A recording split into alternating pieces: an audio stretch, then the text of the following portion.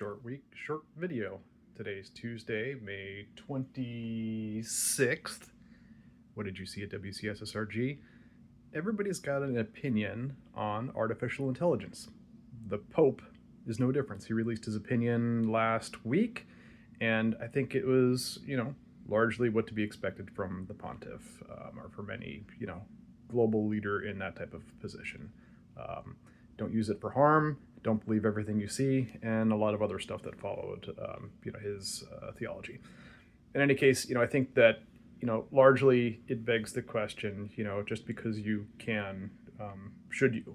So this is probably the approach that a lot of executives are looking at with respect to implementing artificial intelligence lately. They're probably going to have to make that paradigm shift in terms of, can you solve the problem with AI, to should you solve the problem with AI? So can you?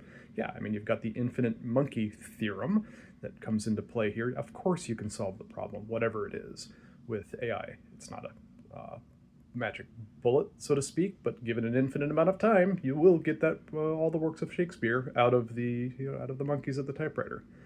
Should you? I think is a little bit of a different question. That's more of a portfolio and a economic question, and then comes into morality and ethics and things of that nature in terms of how you're solving the problem.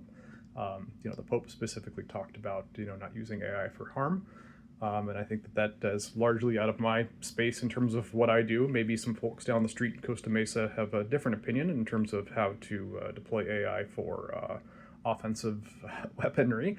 But nonetheless, this is one of those cases where, putting together the right type of portfolio management strategy in terms of how to effectively measure and manage what you get out of the AI, and if it's really the right thing to do for you, the organization, and really kind of the population you're looking to serve. So that's all I'm going to focus on this week. Hope you enjoyed it, and I will talk to you guys next week. Thanks. Bye.